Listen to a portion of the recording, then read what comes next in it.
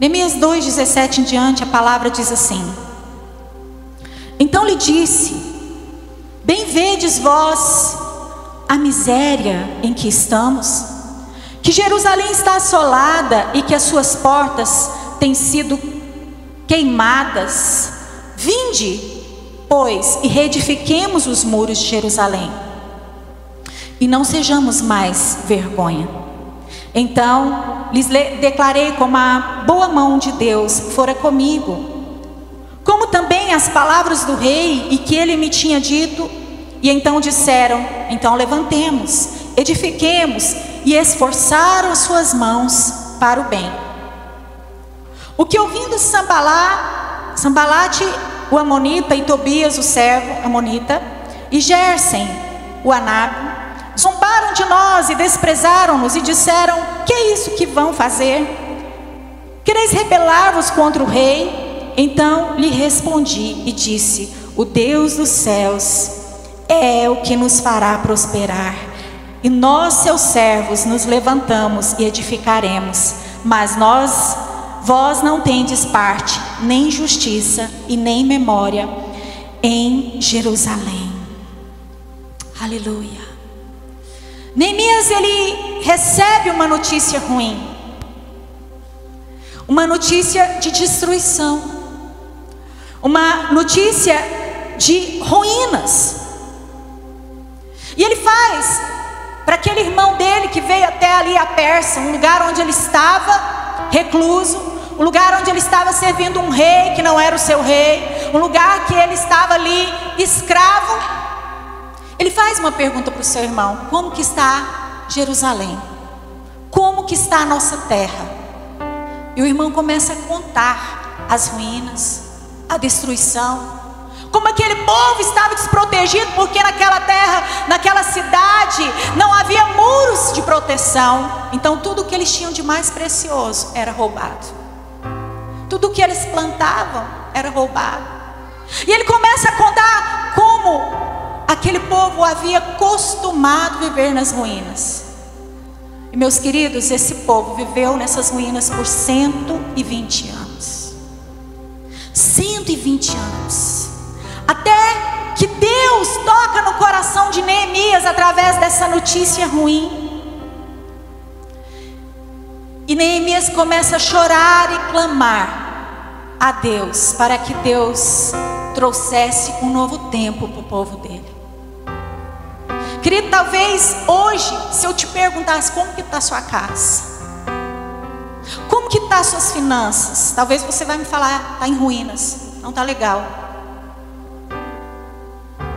Como que está a sua família, a sua vida sentimental? Talvez está em ruínas. Eu não sei que área, mas o Senhor sabe. Ele te trouxe aqui para falar com você. E Neemias, ele começa a chorar e clamar ao Senhor, porque ele foi inconformado com aquela notícia. Querido, quando você percebe a casa caindo, quando você percebe a situação difícil que você está enfrentando nessa área da sua vida, o que você faz? A primeira coisa que Neemias fez foi clamar a Deus, foi chorar na presença de Deus. Mas ele ficou a vida inteira chorando, não. Ele não ficou a vida inteira clamando, não. Ele tomou uma posição. Quando você percebe uma situação que precisa de reparo, uma situação que precisa de urgência, que algo aconteça, que haja uma restituição, que haja uma reconstrução, você tem que se posicionar. E sabe, tem que colocar o prazo para o seu choro, para o seu lamento. Porque Neemias lamentou, chorou, mas aquela dor levou ele a um propósito. Aquela dor levou ele a um chamado. Ele estava no palácio do rei, servindo o rei, ele não precisava se preocupar com ninguém. Mas aquela dor despertou nele um propósito. Quando ele foi orar, chamar e clamar por aquele povo, Deus falou para ele: é você que vai ser a resposta dessa reconstrução. Querido, cuidado quando você faz uma pergunta. Sabe quando você faz uma pergunta a uma pessoa que você sabe que ela está cheia de problema? E aí você vai ter que trazer a solução para aquela pessoa, trazer uma direção para aquela pessoa, sabe? E você já pensa: poxa vida, eu vou ter que Eu já sei que ali eu vou mexer ali na caixa de marimbondo. E eu vou ter que trazer uma direção, uma solução. Querido, nós somos a resposta. Coloca a mão no seu coração e fala: eu sou a resposta. Você é a resposta desse lugar que está assolado, devastado, destruído e que precisa ser reconstruído. É você que é a resposta. Você.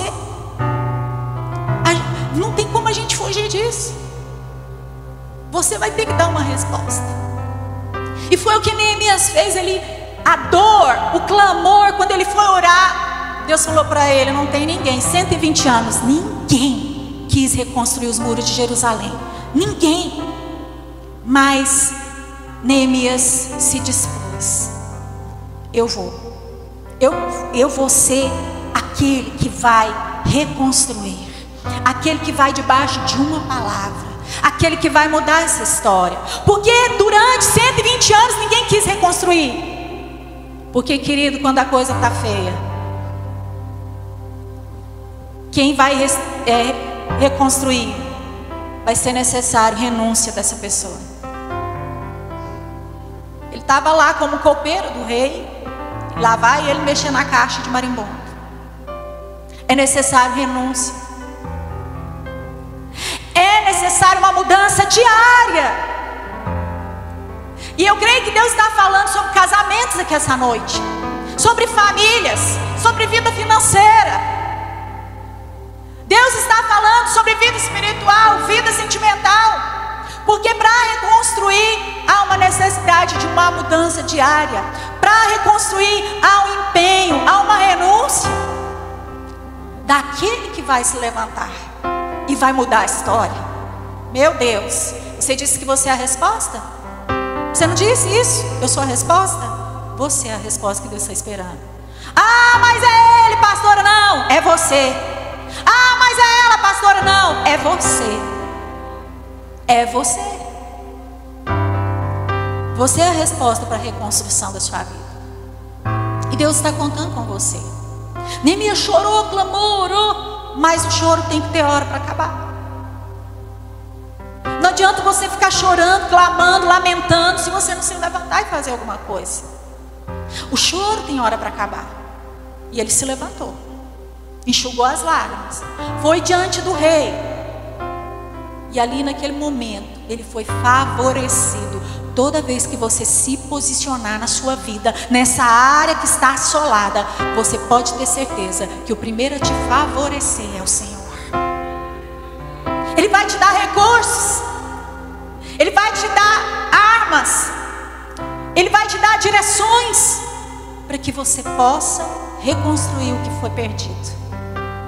Aquele povo, eles estavam acostumados, acomodados a ficar no meio de entulho. Isso acontece com a gente também.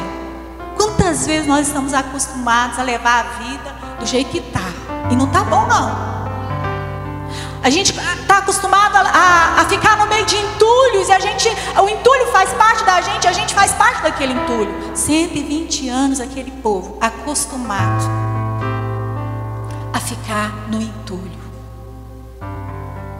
Até que esse homem se levantou, saiu do conforto dele, e ele chega, ele fala justamente essa passagem que nós lemos. Ele chama a atenção daquele povo, ele vai para Jerusalém com os recursos que aquele rei havia dado para ele. Irmãos, isso era impossível acontecer. Sabe os recursos que você precisa para que haja transformação, restauração, restituição na sua vida, que parece impossível, o Senhor vai te dar. O Senhor vai usar pessoas para trazer existência na sua vida, quando você se posicionar. E ele chega para o povo de Jerusalém e ele fala justamente isso. Ei, vocês não estão vendo a vergonha que nós estamos vivendo? Até quando nós vamos ser vergonha? Até quando nós vamos viver essa vergonha?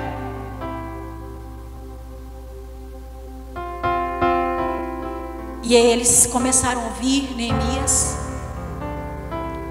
E eles perguntaram para Neemias: como que vai ser isso? Que a gente não tem recurso, a gente não tem o suficiente para reconstruir.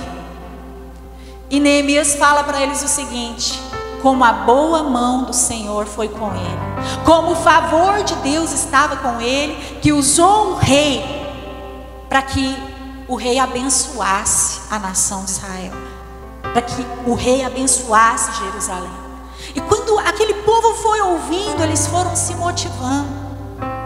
Queridos, os testemunhos que você ouviu, os testemunhos que você viveu, os milagres, prodígios e maravilhas que você já viveu, já viu, já ouviu, querido, isso é uma força, isso é uma alavanca para a sua fé, para você recomeçar, para você reconstruir.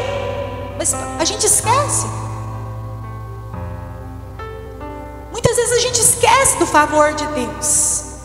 E a primeira coisa que ele fala para aquele povo: Deus está nesse projeto de reconstrução. Deus está nesse negócio. Fala para a pessoa que está ao seu lado assim, ó: Deus está nesse negócio. Deus está nesse negócio. Às vezes essa pessoa não está acreditando. Mas deixa eu te falar uma coisa: todo projeto, toda reconstrução, todo projeto que Deus colocar na sua mão sempre será maior do que você. Sempre será maior do que você. Tudo que Deus colocar na sua mão sempre será maior do que você. E você é desafiado a se levantar e acreditar que você foi chamado e escolhido. Sabe, muitas vezes Deus vai provocar uma insatisfação, Deus vai provocar uma frustração, Deus vai provocar uma desilusão dentro de nós. E Ele vai provocar, querido, porque Ele quer fazer você ver que essa situação precisa mudar.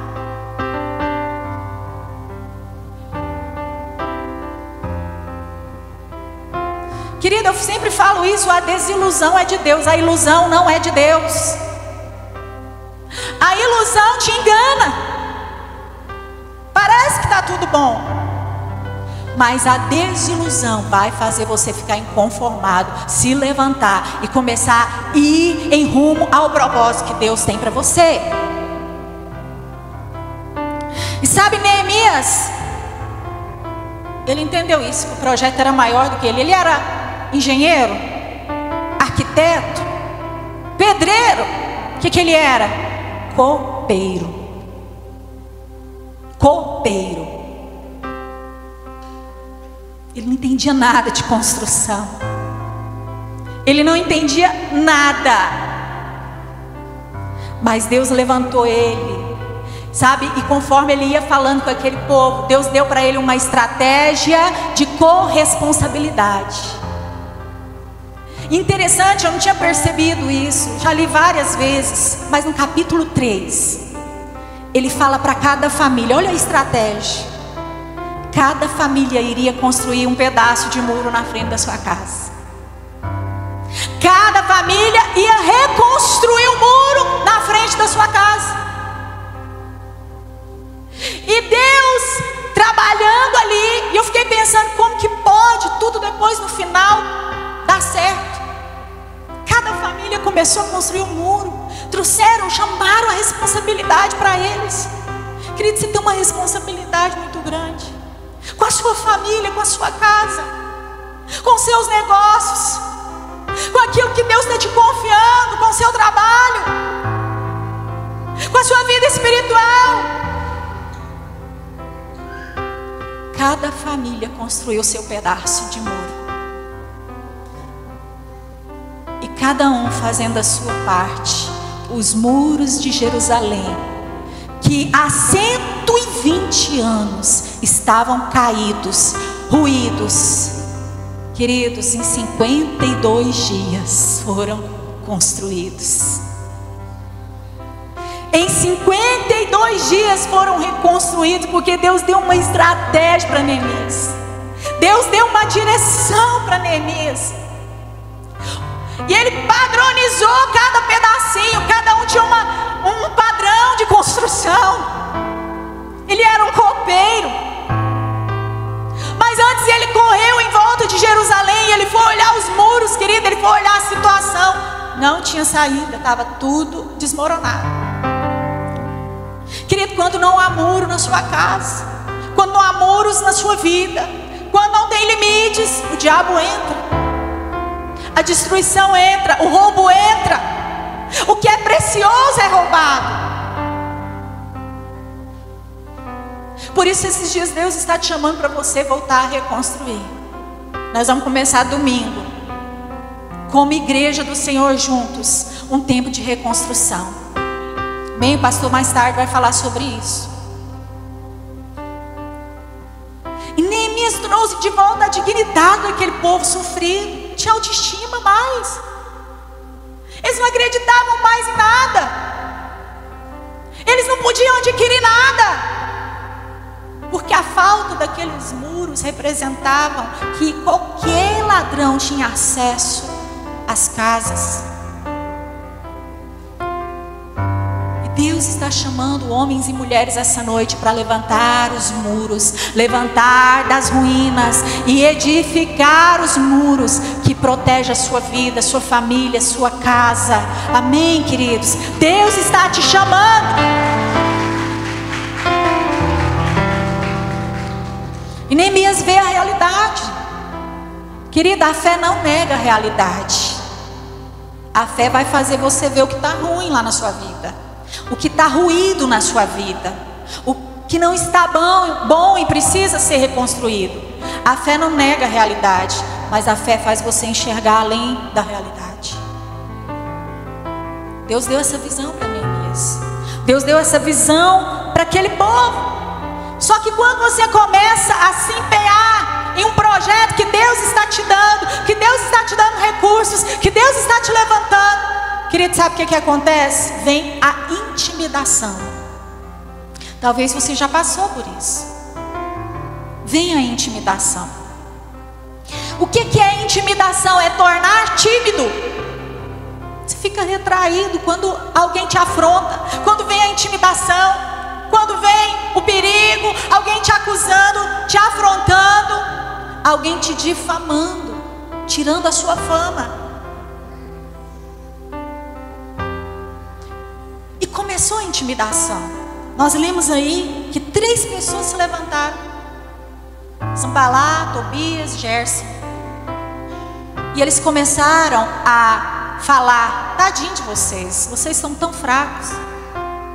E em outro texto está dizendo que eles disseram: se uma raposa subir nesse muro, ele cai. Se uma raposinha subir nesse muro, ele vai cair. Porque o diabo subestima, querido. O inimigo, ele quer fazer você olhar para a sua fraqueza. Só que quem está te ajudando a reconstruir é o Senhor. Amém? Então, querido, você precisa se fortalecer no Senhor. A palavra vai dizer que eles se fortaleciam com uma mão a espada e com a outra obra, com a outra ação.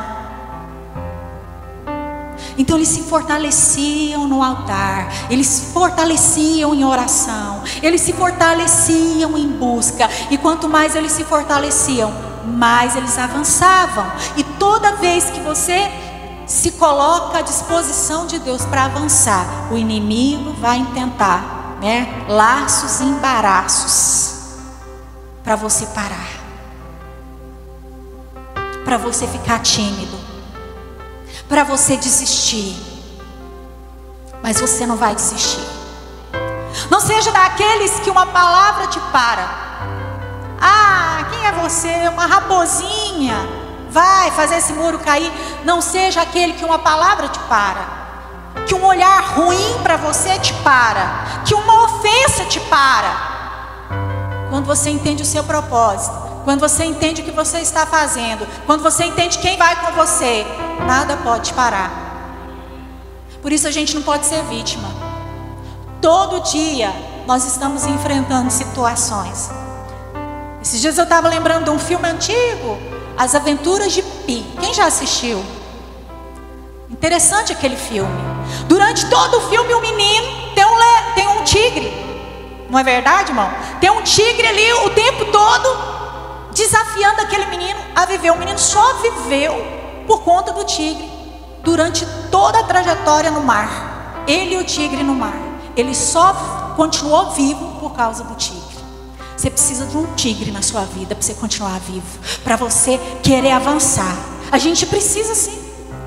A gente precisa do confronto, das afrontas. A gente precisa do tigre. A gente precisa das situações para a gente avançar, querido. A gente tem que usar situações difíceis para a gente avançar. Depois você assiste. Ele fala um pouco de religião no início, mas eu quero que você preste atenção, né, no que realmente aquele filme está querendo ensinar. Para a gente sobreviver, para a gente viver, a gente precisa estar lutando com o tigre todo dia. Amém? Então, querido, você não é vítima, não. Não adianta, nesse mundo que nós estamos vivendo hoje, não tem espaço para vítima. Vítima vai ficar deitado, vítima vai ficar paralisado, vítima não vai se levantar, vítima não vai conquistar. Esse mundo que a gente vive não tem espaço para vítima, não. E você é filha e filho do rei. Para de lamentar, para de chorar. E se posiciona para vencer. Amém? Fala para a pessoa que está ao seu lado: você não é vítima. Pare de chorar, de lamentar. Deus te chamou para vencer. E aquele povo, queridos, foi restituído, restaurado. A vida social, emocional, sentimental, espiritual daquele povo, que não tinha mais. A identidade deles era vergonha. Qual é a sua identidade? A identidade deles era vergonha.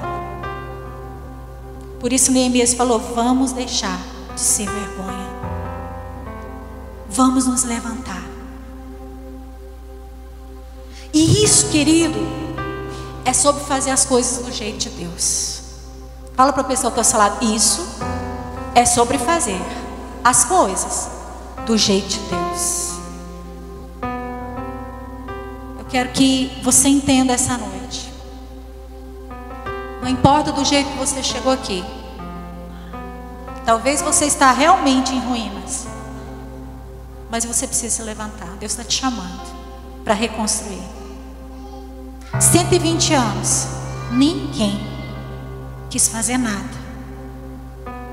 Até que Neemias, orando e chorando, Deus falou no coração dele, no espírito dele: é você. Toda vez que você tirar tempo para você orar a respeito dessa área da sua vida, Deus vai falar com você que é para você se levantar.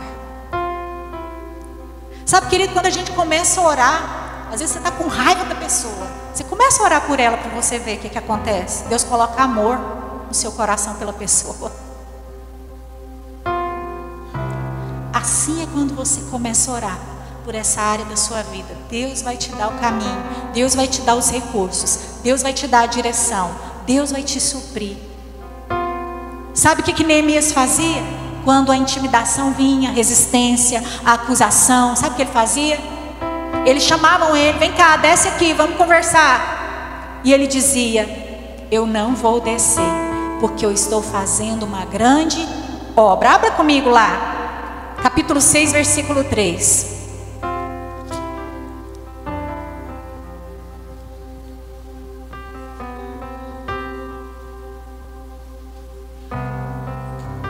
Versículo 2 e 3.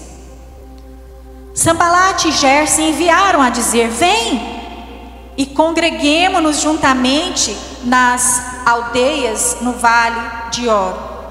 Porém tentaram me fazer o mal. E eu enviei mensageiros a dizer: estou fazendo uma grande obra, de modo que não poderei descer. Por que cessaria esta obra enquanto eu a deixasse e fosse ir ter convosco? Ele respondeu: estou fazendo uma grande obra e eu não vou descer não. Porque o diabo, ele quer te distrair. Ele quer fazer você ficar distraído daquilo que Deus te levantou para restaurar. E ele disse: eu estou fazendo uma grande obra, eu não vou descer não. Como eu iria deixar o que eu comecei a fazer para ir aí e me distrair daquilo que Deus me chamou para fazer? Deus está te chamando para uma grande obra. Essa noite você veio aqui porque Deus está te chamando. Essa noite, essa palavra é uma preparação para o que vai acontecer semana que vem aqui a partir de domingo. Nós vamos tirar 52 dias de oração, de busca como igreja. E essa área da sua vida que está desconstruída, em ruínas, assolada, Deus vai te levantar, Deus vai te honrar.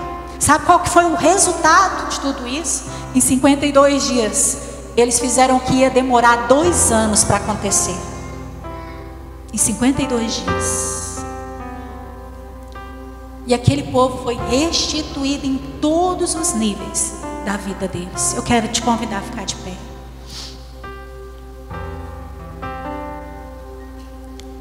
Nós vamos orar. Nós vamos orar para que o Espírito Santo, ele venha nos tocar essa noite. Feche os seus olhos. Imagine essa área da sua vida que você precisa que seja levantada mais uma vez. Imagine essa área da sua vida que você precisa que seja reconstruída, que está em ruínas, e que precisa ser colocada de pé. E que você tem enfrentado tantas resistências nessa área, tantas dificuldades. Não tem sido fácil para você. Deus está te chamando para que você comece a orar. E para que você comece a se colocar à disposição dele para reconstrução. Querido, chama essa responsabilidade para você. Não espera por ninguém, não. Chama essa responsabilidade para você. Pai querido, essa noite, Pai, nós te louvamos por essa palavra. Somos os Neemias, Pai, que recebemos notícias ruins. Somos os Neemias, Pai, que choramos, que clamamos por uma restauração, por uma reconstrução. Somos os Neemias, Senhor, que tomamos uma atitude de fé. E porque tomamos uma atitude de fé, os recursos vêm, as direções vêm. Embora na simplicidade, muitas vezes nós não somos nem capacitados fisicamente, emocionalmente, espiritualmente para isso. Mas quando o Senhor vê um filho, uma filha se dispondo, Pai, o Senhor entra no negócio. E o Senhor muda histórias. E o Senhor muda gerações. Quanto tempo faz que esse filho, essa filha está deixando, Pai, a situação dessa forma? Talvez porque não consegue se enxergar capaz. Talvez porque não quer renunciar. Talvez, Senhor, porque não quer as mudanças diárias. Eu não sei porquê, mas o Senhor sabe. E vai nesse lugar, Pai, de dificuldades e limitações. Meu Deus, levanta esse homem, essa mulher, para viver um novo tempo, Pai. O diabo, Pai, tem enganado a muitos, dizendo que o Espírito Santo veio para roubar, matar e destruir. Mas é mentira. Quem veio para matar, roubar e destruir é o diabo. O Senhor veio para dar vida e vida em abundância. Mas tantos têm, Pai, se acomodado nas ruínas, nos destroços. E o Senhor está mudando essa história essa noite. Chama, Pai. Chama, Jesus, o teu filho, a tua filha. Chama, Senhor, os Neemias que estão aqui. Oh, chama, papai. Ele te chama.